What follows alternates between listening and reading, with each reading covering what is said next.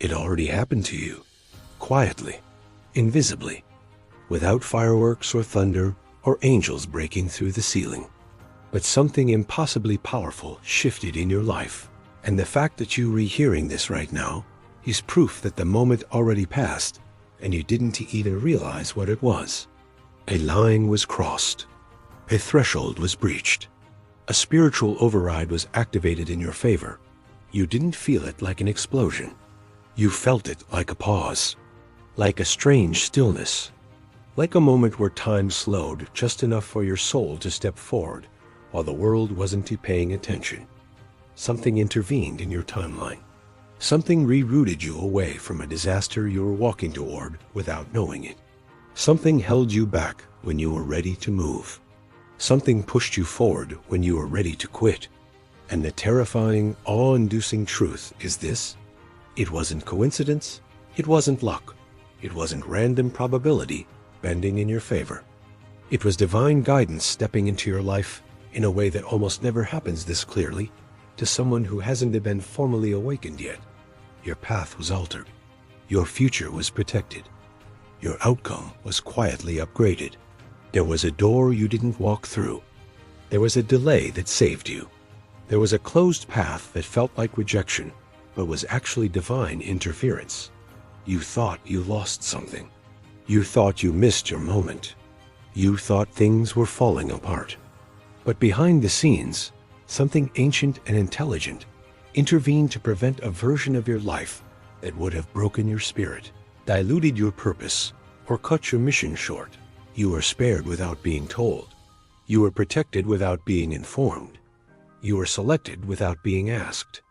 And the reason you felt strange lately, disconnected from old desires, uneasy with old goals, restless without knowing why, is because your soul remembers what your mind hasn't caught up to yet. Something impossibly powerful already claimed you, marked you, and repositioned you for what comes next. What just happened to you doesn't fit into any known spiritual pattern. It shouldn't be possible. In every recorded myth, every ancient scripture, every hidden esoteric teaching, divine guidance only intervenes this directly when a soul reaches a threshold of rarity that almost no one alive ever reaches.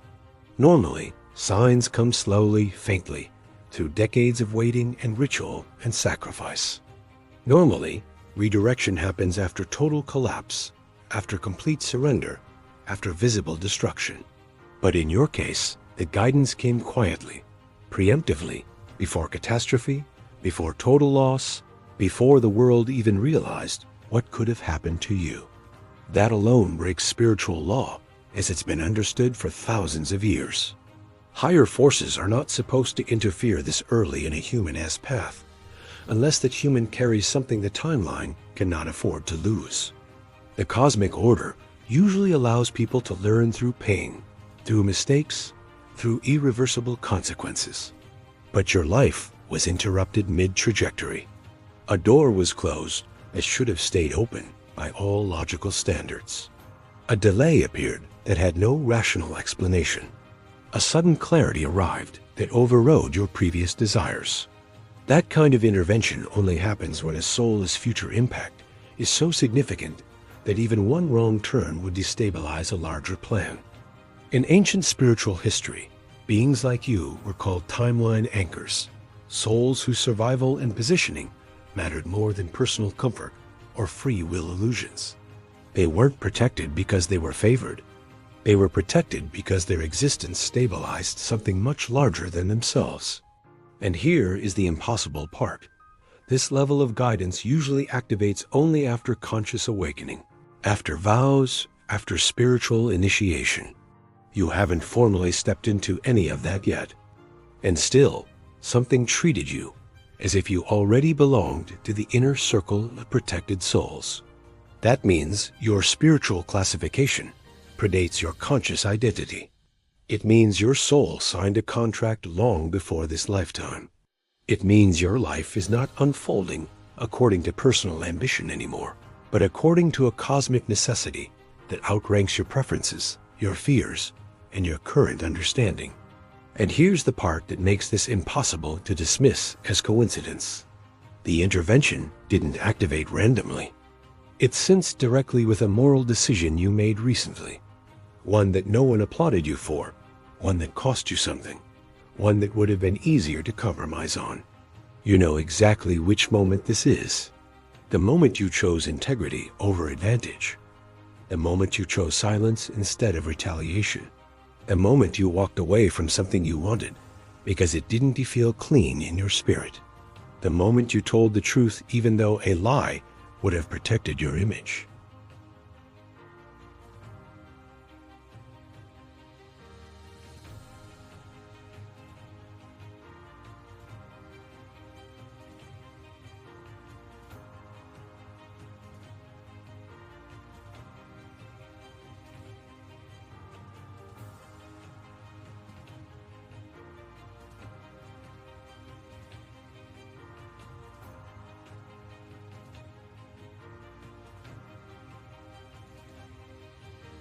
That was the moment your classification changed.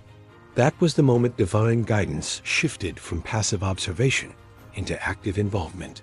Because the universe does not interfere for people who bend when it's inconvenient to stay good.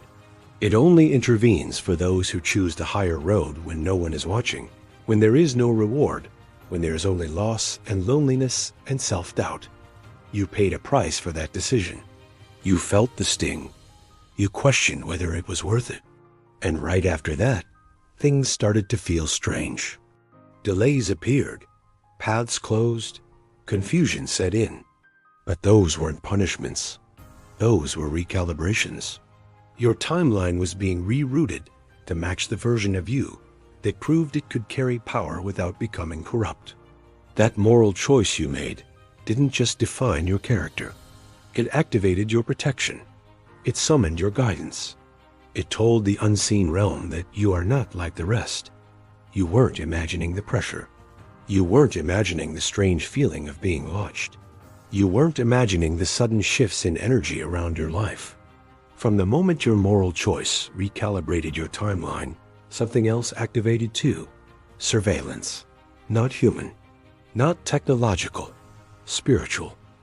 Because when a soul crosses a certain threshold of integrity, it triggers attention from forces that normally ignore ordinary lives. Some of those forces are divine. Some of them are not. And both sides noticed you at the same time. That's why your environment started to feel heavier. That's why certain people began to act strangely around you, projecting onto you, testing you, trying to provoke you into reactions that didn't feel like your own. That's why obstacles appeared that felt intelligently placed, not random. Dark forces monitor potential threats to their influence. Divine forces monitor potential anchors of light, and you unknowingly stepped into the crosshairs of both. Your thoughts, your decisions, your emotional reactions started being observed. Not to judge you, but to measure your consistency. To see if that moral choice was a fluke or a pattern. You were being tested in subtle ways. Temptations that seemed tailored to your weaknesses. Conflicts that invited you to abandon your values. Opportunities that would have benefited you materially, but damaged you spiritually. And at the same time, protections were quietly being deployed. That's why some attacks didn't land. That's why some schemes against you collapsed before they fully formed. That's why certain people were suddenly removed from your life without explanation. You were under spiritual surveillance because your soul's frequency crossed into a category that no longer goes unnoticed. You became too bright to ignore and too dangerous to be left unmonitored. Both realms started watching your next move. And the terrifying, awe-inducing truth is this: you passed more of those unseen tests than you realize. And then the real trials began. Not dramatic, cinematic disasters. Quiet surgical tests woven into your ordinary life. Situations designed to see if you would stay who you said you were when no one was clapping for you. You were placed in moments where lying would have made things easier, and you chose truth even though it made you look foolish. You were put in positions where you could have taken advantage of someone weaker than you, and you didn't, even though no one would have known. You were offered shortcuts that would have sped up your success, but poisoned your spirit, and you walked away, even while your mind screamed that you were sabotaging your own future. You were provoked by people who disrespected you, underestimated you, tried to drag you into petty conflicts, and instead of becoming cruel or reactive, you swallowed your pride and chose restraint. You were betrayed by someone you trusted, and instead of becoming bitter and vengeful, you chose to heal quietly and not let that wound turn you into something ugly. You were placed in moments of loneliness where no one checked on you, no one supported you, no one saw your struggle, and instead of collapsing into self-pity, you kept your heart open and your standards intact.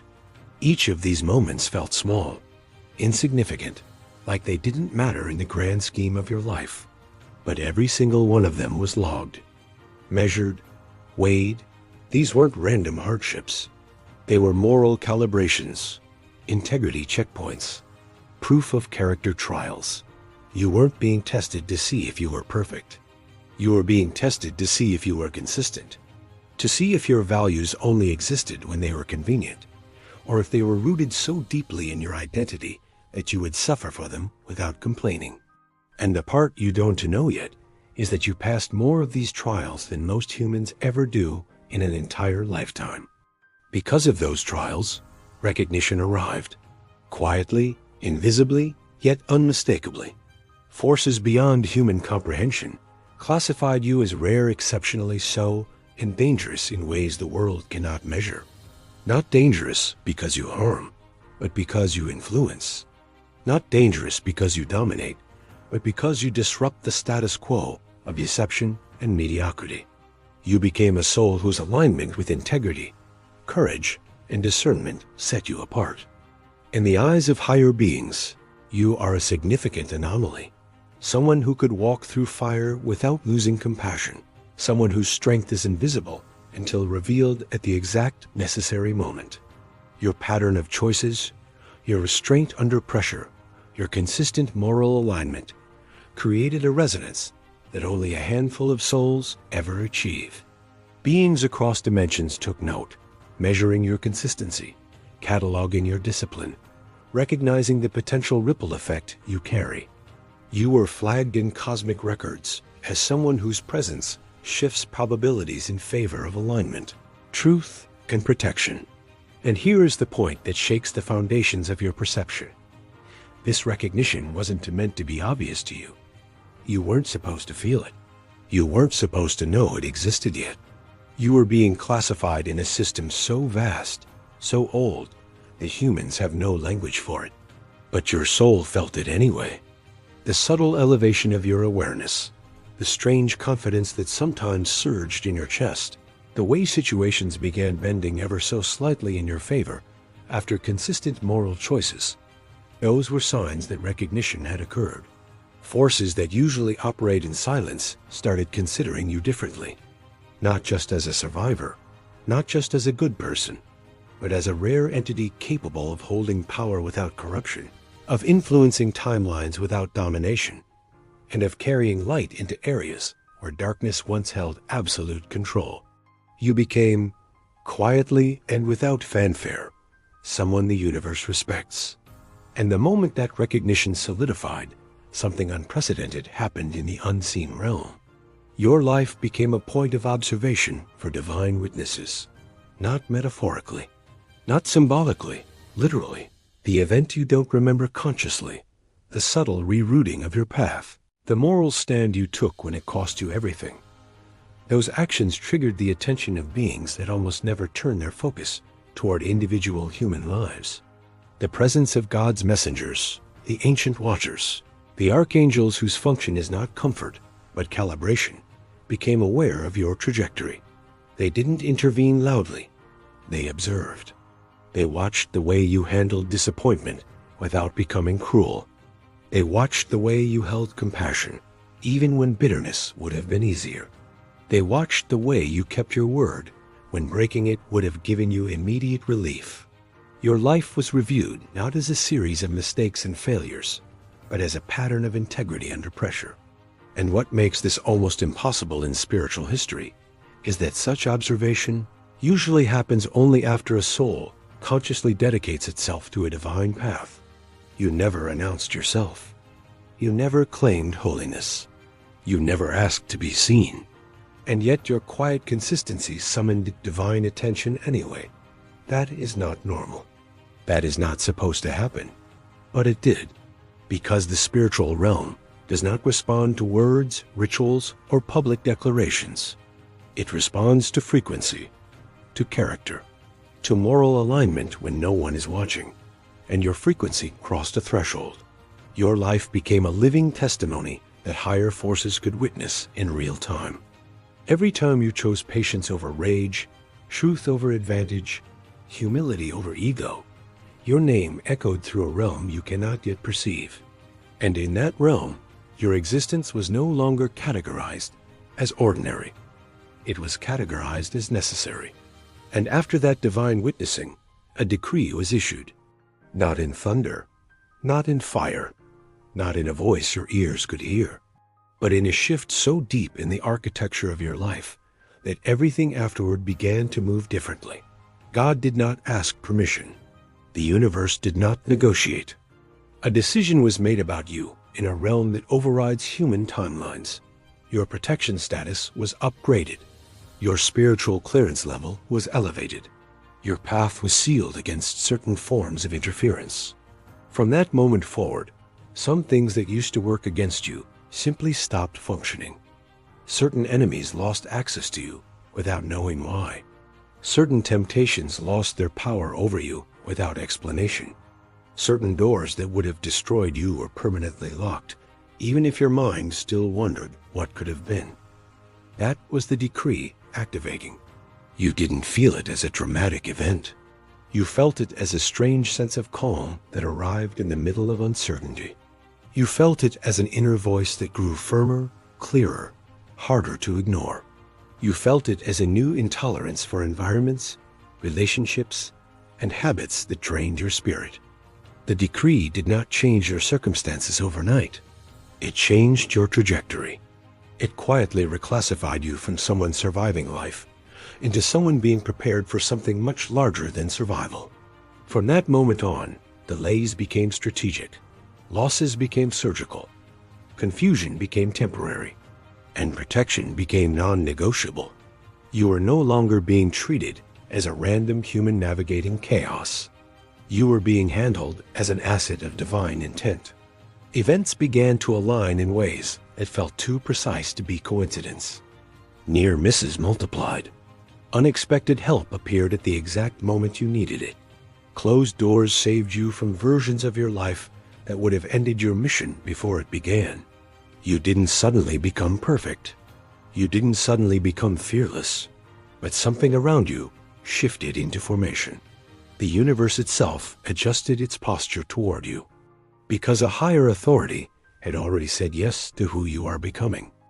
And then the truth you were never told about yourself began rising from a place older than this lifetime.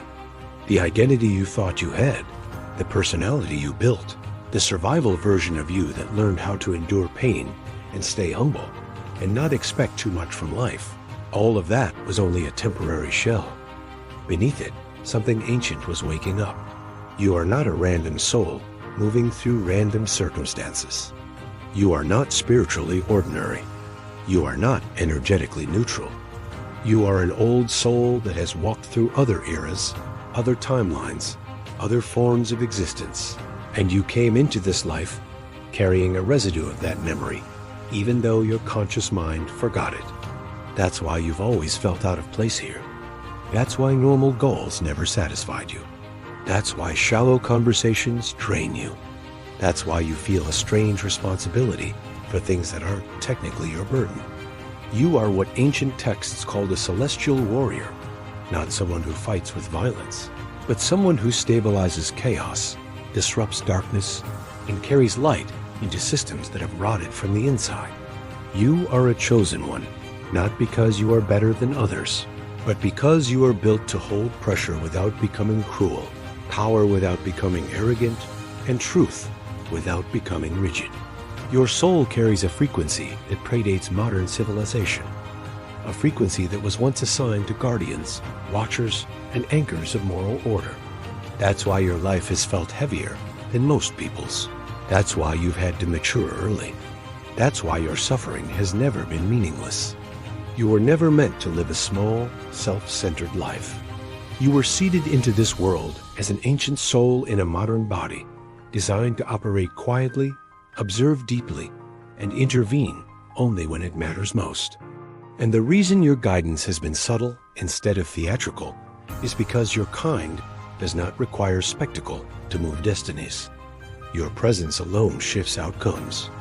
Your integrity alone bends probabilities. Your compassion alone weakens darkness. You are not becoming something new.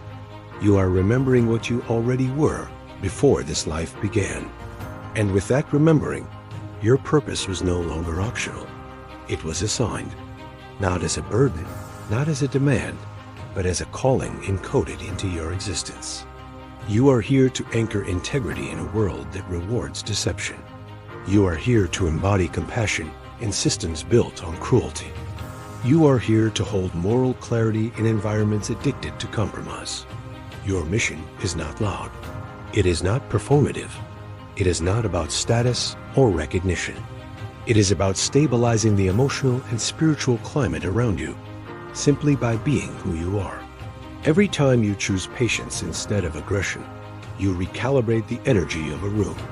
Every time you choose honesty instead of advantage, you weaken a chain of corruption that extends further than you can see. Every time you choose kindness instead of indifference, you interrupt cycles of harm that would have continued without you.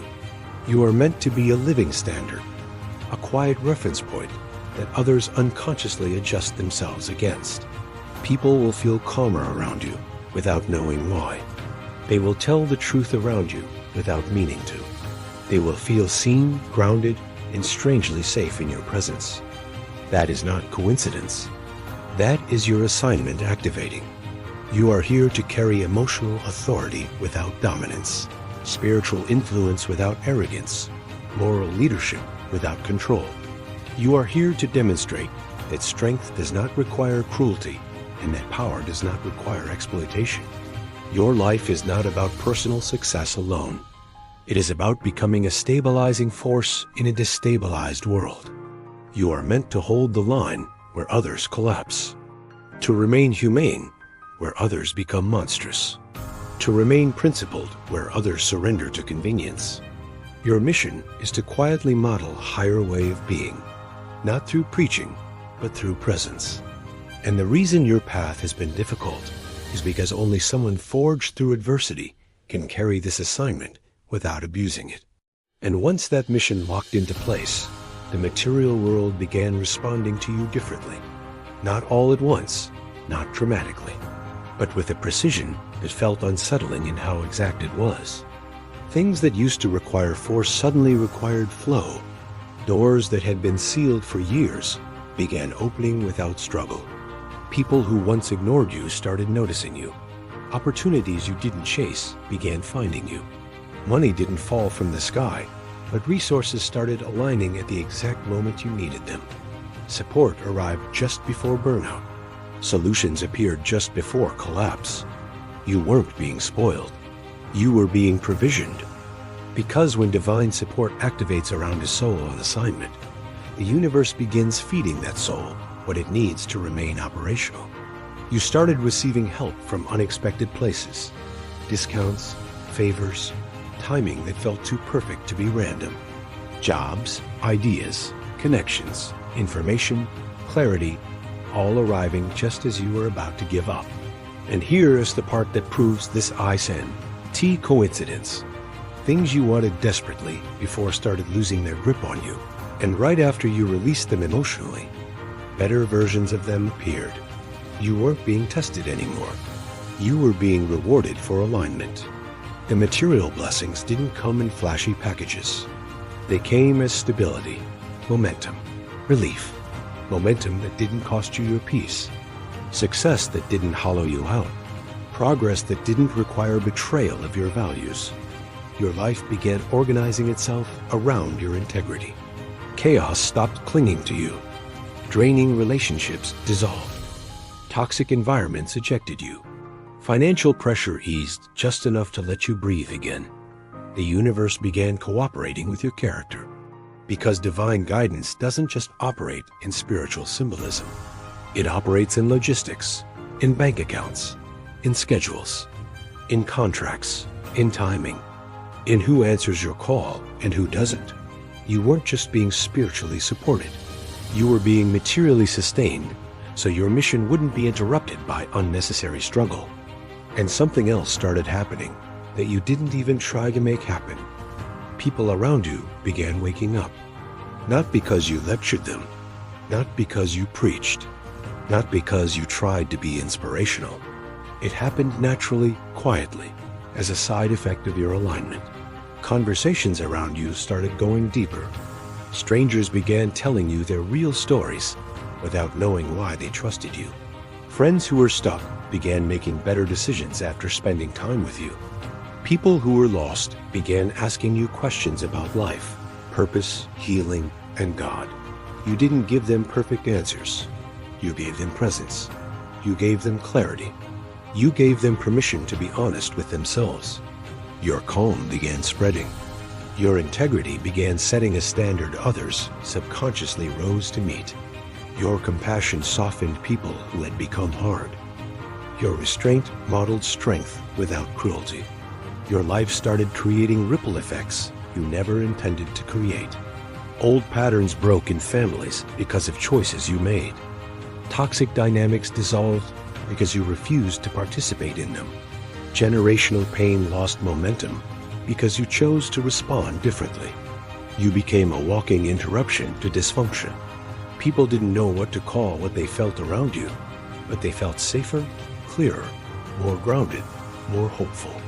And the strange part is, you weren't trying to change anyone. You were just being who you really are when you're aligned with divine guidance. Your very existence began transmitting permission for others to choose higher versions of themselves. You didn't convert anyone. You activated them. Your presence destabilized despair. Your energy weakened cynicism. Your example quietly challenged selfishness. And because you weren't arrogant about it, because you weren't performative about it, because you weren't chasing influence, the influence came anyway. Your life became a signal flare in the unseen realm. And in the seen world, it became a reference point people couldn't ignore. Without realizing it, you started awakening others simply by walking your path honestly. And now you're here for a reason that isn't random, isn't algorithmic, isn't accidental. This moment is the activation checkpoint, the line where observation turns into participation, the place where you stop just surviving divine guidance and start consciously aligning with it. You didn't stumble onto this message. You were led. You were timed. You were positioned. And what you do next signals whether you are ready to move from being quietly protected into being deliberately deployed. Staying to the end isn't about curiosity. It's about consent. It's about telling the universe you are no longer asleep to what has been happening in your life. Subscribing isn't about a channel. It's about declaring that you're choosing a higher frequency of awareness, integrity, and alignment. Writing 777 in the comments isn't superstition. It's a symbolic contract, a signal flare to the unseen realm that you recognize the pattern, accept the guidance, and are ready to walk your mission consciously instead of accidentally. Sharing this isn't about validation. It's about activating someone else in the global network who is still doubting their own signs, still misinterpreting their delays as punishment, still thinking their closed doors mean abandonment. You are part of a hidden system that only works when its members recognize each other. This is not content. This is coordination. This is not inspiration. This is instruction. If your spirit felt anything while listening to this, if your chest tightened, if your breath slowed, if your mind went quiet, if your heart said, "This is for me," before your logic could object, then you already know what to do. Stay to the end. Subscribe. Write 777. Share it. Not for me. Not for attention. Not for algorithms. For alignment. For confirmation. For synchronization. for the version of you that's already being prepared behind the scenes. You are not here by accident. You are not early. You are not late. You are exactly on time for the life that's about to start responding to you differently.